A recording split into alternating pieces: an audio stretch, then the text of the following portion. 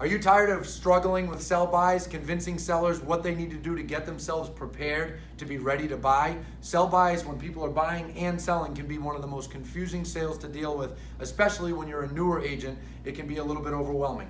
Darlene Umina here, one of our top agents in the company, just helped me out and did a training for about 45 minutes with our agents.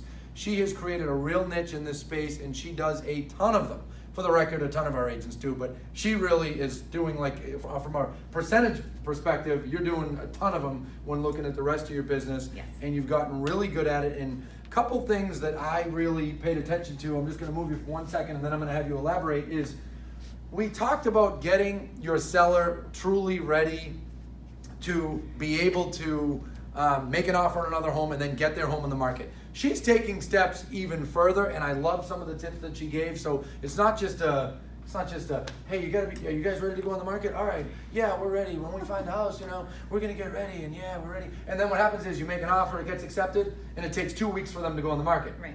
Your sellers, they're going on the market 24 hours? Yes. All right, so can you elaborate on that? Offer.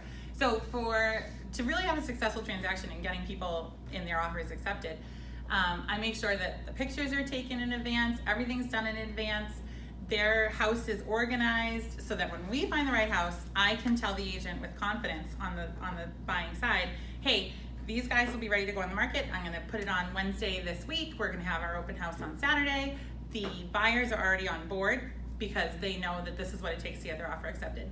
So I just preempt all that stuff, so there is no real administration after the offer. I love how she said pictures in advance. That was something that caught my ear when you were going over it, because that's another thing that you check off the list and get done so that when they do find that home they want, they can get it on the market right away. Because obviously, I drew this like amazing, I actually draw part-time, but I drew this amazing thing here, and I said, there's yeah, we're ready, and then there's like really being ready, like Darlene gets it, and then it's, okay, if the home's on the market, that's a little further down the line. If the home's under agreement, it's a little further. Obviously, the further you are down the line, when you're representing a buyer that's also selling, the more that listing agent is gonna be willing to take your offer. But if they just won't go on the market, because they're like, well, where am I gonna move to? I don't want my home to be on the market.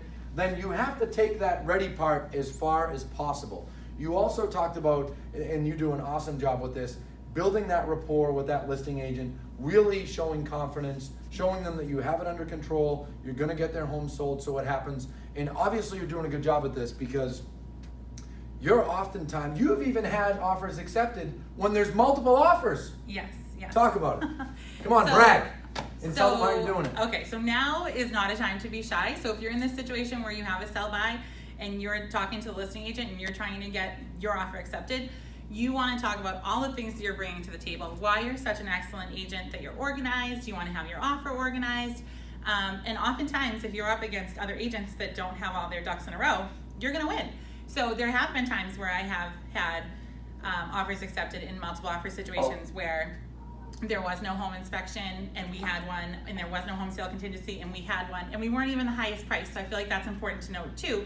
You're always representing your client's best interest, and I still have the offer accepted. I love it. And another thing I want to mention, the mortgage pre-approval. Yes. Because you've got to make sure they're getting that in advance. And we actually have that in our training where we say, once you have the initial consultation with the seller, that next step is the mortgage. You talked about getting, very updated, detailed pre-approval. Yep. And if you work with a lender like we do that actually does pre-commitments, yes, that's even better. So when you're starting this whole process in advance and you're saying, okay, so we're gonna get your ducks in a row, we're gonna get your pictures taken, we're gonna get the listing sheet built out, you're gonna start your mortgage process today because you're gonna get pre-committed. And so if you're pre-committed, that's obviously further down the line, which even in this case, similar, you wanna be as far down the line as you can.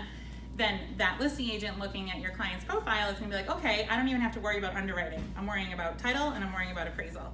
And so it just helps the odds of your offer getting accepted. And just to be clear on the pre-commitment, very few mortgage companies do it, but what they're doing is they're actually putting people through underwriting and getting that done in advance. So I hope those tips help you guys. Thank you, Darlene. You did an awesome training today. High five. And that's all, my friends.